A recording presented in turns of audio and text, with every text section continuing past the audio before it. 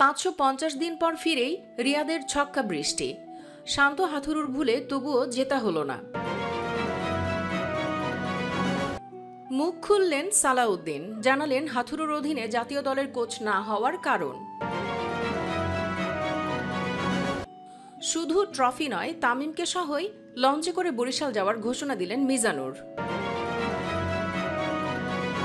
এবং উইলিয়ামসনের পর ব্যর্থ মাকরারাম, হায়দ্রাবাদের নতুন অধিনায়ক কামিন্স। দেখছিলেন শিরোনাম, শুরু করছি এবার বিস্তারিত সংবাদ। সিলেটে সিরিজের প্রথম টি-20তে স্বাগতিক বাংলাদেশকে বিশাল ব্যবধানে হারিয়েছে সফরকারী শ্রীলঙ্কা। হারিয়েছে বলতে নানান ভুলে টাইগাররা নিজেরাই হেরেছে বললেও ভুল হবে না। প্রথমত টসে জিতেও আগে ব্যাটিং না করা, দ্বিতীয়ত সাকিবের অনুপস্থিতিতে একাদশে তাইজুলের মতো অভিজ্ঞ স্পিনারকে না রাখার খেসারত দিতে হয়েছে বেধড়ক পিটুনি খেয়ে। পরে ব্যাটিংয়ে নেমে কেউ অতি ভয়ে, কেউ বেশি সাহসী হতে গিয়ে উইকেট দিয়ে উপহার দিয়েছে। এক রিয়াদ ছাড়া ব্যাটিং পিচেও কেউ যেন দাঁড়াতেই পারলেন না। 550 দিন পর আন্তর্জাতিক টি-20তে ফিরে ম্যাথিউসকে প্রথম বলে বিশাল ছক্কা হাঁকান তিনি। পরে পাথিরানাকে ছক্কা মেরে বলও হারিয়ে ফেলেন একবার, খেলেন দারুণ এক ইনিংস। তবে একা তো আর এত বড় রানের টার্গেট টপকানো সম্ভব হয় না। অথচ ম্যাচের শুরুতে লঙ্কানদের এত রান হবারই কথা ছিল না। শুরুতেই ফার্নান্দোকে হারিয়ে পাওয়ার প্লেতে লঙ্কানদের সংগ্রহ ছিল 2 উইকেটে 45 রান। তৃতীয় উইকেটে কুশল মেন্ডিস ও সাদেরা সামারাবিক্রমার 61 বলে 96 রানের দুর্দান্ত দুটি ম্যাচে এগিয়ে দেয় শ্রীলঙ্কাকে। প্রথম দিকে সময় নিলেও সময়ের সঙ্গে হাত খুলতে থাকেন দুজন। 12-13-2 ওভারে দুজন মিলে নেন 39 রান। কুশল আউট হন 59 রানে। 50 তুলে নেন সামারাবিক্রমাও। চতুর্থ উইকেটে অধিনায়ক চারিত আসালাঙ্কার সঙ্গে গড়েন 33 বলে 73 রানের বিস্ফোরক জুটি। শেষ 4 ওভারে সবচেয়ে বিধ্বংসী হয়ে ওঠেন এই দুজন, তোলেন 64 রান। মোস্তাফিজের করা শেষ ওভারেই নেন 24 রান। 48 বলে 8-4 ও 1-6 সামারাবিক্রমা অপরাজিত থাকেন 61 রানে। চারিত কোনো 4 না মারলেও ছক্কা হাঁকান 6টি। তিনি অপরাজিত থাকেন 21 বলে 44 রান করে। বাংলাদেশের হয়ে উইকেট 3টি শিকার করেন শরীফুল, তাসকিন ও রিশাদ। রিশাদ ছাড়া বাকি সবাই বেধড়ক মার খান। এই ম্যাচে তাইজুলকে মিস করেছে সবাই। সাকিব না থাকায় তার দরকার ছিল। যেহেতু শ্রীলঙ্কার অনেক ডানহাতি ব্যাটার, সেহেতু তাইজুল থাকলে ভিন্ন কিছুও হতে পারত। দর্শক, কি বলেন আপনি? কমেন্টে জানাতে পারেন যে কোনো মতামত। ধন্যবাদ সবাইকে। আসা যাক অন্যান্য খবরাখবরে। অবশেষে জাতীয় দলের কোচ না হওয়ার কারণ জানালেন মোহাম্মদ সালাউদ্দিন। ক্রিকেটে জনপ্রিয় মুখ কোচ মোহাম্মদ সালাউদ্দিন।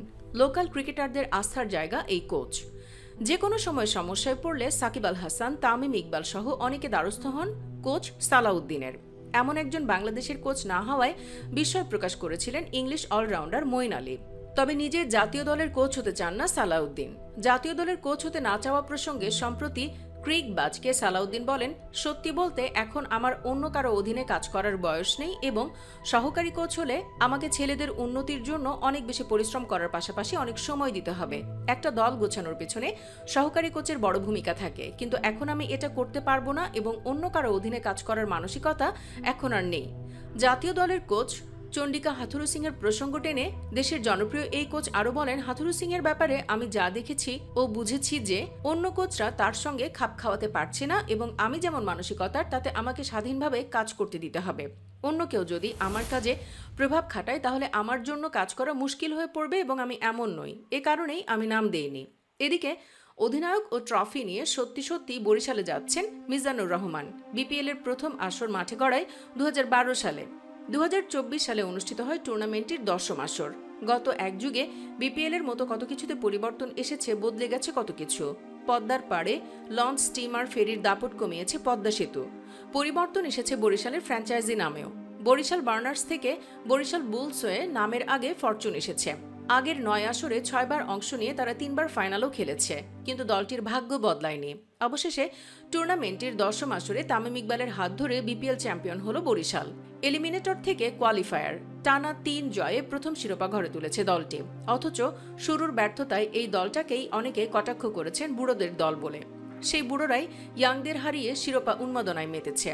নিজেদের প্রথম শিরোপা জয়ের স্মৃতি অমলিন করতে এবং ঐতিহ্য ধরে রাখতে লঞ্চের ডেকে করে বিপিএল এর ট্রফি বরিশালে নেয়ার পরিকল্পনা করেছেন ফরচুন চেয়ারম্যান মিজানুর রহমান। একই সঙ্গে তিনি তারিখও জানিয়ে দিয়েছেন। বরিশালের শিরোপা উদযাপন প্রসঙ্গে মিজানুর রহমান বলেন, আমার স্বপ্ন সত্যি হয়েছে। আমরা চেষ্টা করেছি অনেকবার, 4 বছর ধরে করে যাচ্ছি।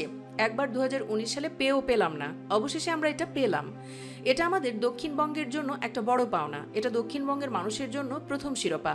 ট্রফি নিয়ে বরিশাল যাওয়ার প্রসঙ্গে তিনি বলেন, তামিম ইকবাল তার নিজস্ব কাজের জন্য ইউকেতে গেছেন। সম্ভবত 7 বা 8 তারিখে ফিরবেন। তিনি 7 তারিখে আসলে আমরা 8 বা 9 তারিখে লঞ্চে করে যাওয়ার চিন্তা করব। ভিডিওটি শেষ করব আইপিএল ইস্যুতে। আইপিএলে আগে কখনো কোনো দলকে নেতৃত্ব দেননি প্যাট কামিন্স। শুধু তাই নয়, শীর্ষ পর্যায়ের ঘরোয়া বা আন্তর্জাতিক টি-20তে কখনোই দলনেতার ভূমিকায় দেখা যায়নি তাকে। তবে তার উপরই এবার আস্থা রাখছে সানরাইজার্স হায়দ্রাবাদ। সোমবার 30 বছর বয়সী ডানহাতি পেসার কামিন্সকে অধিনায়কের দায়িত্ব দেওয়ার বিষয়টি নিশ্চিত করেছে হায়দ্রাবাদ। আগামী আইপিএলে তার নেতৃত্বে খেলবে 2016 সালের আসরের চ্যাম্পিয়নরা। তিনি দক্ষিণ আফ্রিকার ব্যাটার এইডেন মার্ক্রামের স্থলাভিষিক্ত হলেন। গত মৌসুমের আইপিএলে ভীষণ হতাশাজনক ছিল হায়দ্রাবাদের পারফরম্যান্স। 14 ম্যাচের মধ্যে শুধুমাত্র 4টিতে জিতেছিলেন তারা। লিগ পর্বের পয়েন্ট তালিকায় তাদের অবস্থান ছিল 10 দলের মধ্যে সবার নিচে। টি-20তে নেতৃত্ব না দিলেও বাকি 2 সংস্করণে অধিনায়ক হিসেবে ইতোমধ্যে নিজের সামর্থ্যের প্রমাণ রেখেছেন কামিন্স। সাফল্যে ঠাসা গত বছরে অস্ট্রেলিয়াকে বিশ্ব টেস্ট চ্যাম্পিয়নশিপ ও ওয়ানডে বিশ্বকাপ জেতান তিনি। 2টি প্রতিযোগিতাতেই ফাইনালে ভারতকে হারায় অজিরা। গত ডিসেম্বরে অনুষ্ঠিত নিলামে Chennai Super Kings, Mumbai Indians ও রয়্যাল চ্যালেঞ্জার্স বেঙ্গালুরুকে হারিয়ে কামিন্সকে দলে টানে হায়দ্রাবাদ। তার জন্য খরচ করতে হয় 20,50,00,000 রুপি। সে সময় তিনি ছিলেন নিলাম থেকে আইপিএলের ইতিহাসের সবচেয়ে দামি ক্রিকেটার। সেই রেকর্ড পরে ভেঙে যায় তারই স্বদেশী বাঁহাতি পেসার মিচেল স্টার্ককে কলকাতা নাইট রাইডার্স দলে নিলে। সবশেষ 3 মৌসুমে কামিন্স হলেন হায়দ্রাবাদের তৃতীয় অধিনায়ক। 2022 সালের আসরে নিউজিল্যান্ডের ব্যাটার কেইন উইলিয়ামসনের নেতৃত্বে অষ্টম হয়েছিল হায়দ্রাবাদ। পরের আসরের আগে উইলিয়ামসনকে ছেড়ে দেয় তারা। তার বদলে মার্ক গ্রাম দায়িত্ব পেয়ে পারফরম্যান্সের চাকা সঠিক দিকে ঘোরাতে ব্যর্থ হন। বরং আরও নাজুক হয়ে 2023 সালে 10ম স্থান পেয়েছিল হায়দ্রাবাদ। শুধু অধিনায়ক নয়, কোচিং প্যানেলেও এবার পরিবর্তন এনেছে হায়দ্রাবাদ। ব্রায়ান লারার পরিবর্তে প্রধান কোচ হয়েছেন ড্যানিয়েল ভেট্টরি। ডেল স্টেইনের জায়গায় বোলিং কোচের ভূমিকায় থাকবেন জেমস ফ্রাঙ্কলিন। আগামী 23 মার্চ ইডেন গার্ডেন্সে কলকাতার বিপক্ষে ম্যাচ দিয়ে আইপিএলের 2024 সালের আসর শুরু করবে হায়দ্রাবাদ। এরপর ঘরের মাঠে 27 মার্চ তাদের প্রতিপক্ষ মুম্বাই। সুপ্রিয় দর্শক, ফিজ ওয়ার্নাররা থাকলে যে হায়দ্রাবাদ চ্যাম্পিয়ন হয়েছিল, এরপর আর চ্যাম্পিয়ন তো দূরের কথা, তার ধারে কাছেও যেতে পারেনি। এর কারণ হিসেবে অনেকেই ফিজ ওয়ার্নারদের অপমানকে দায়ী করে। তাদের মতে পরের মৌসুমগুলোতেও এই দুজনকে ধরে রাখা উচিত ছিল। আপনিও কি তাই মনে করেন? হ্যাঁ অথবা না লিখে কমেন্টে জানিয়ে দিন মন্তব্য, মতামত জানিয়ে দিন অন্যান্য খবরাখবরগুলো নিয়েও। ভিডিওটি ভালো লাগলে লাইক ও শেয়ার করুন আর অবশ্যই চ্যানেলটি সাবস্ক্রাইব করে রাখুন। ধন্যবাদ সবাইকে।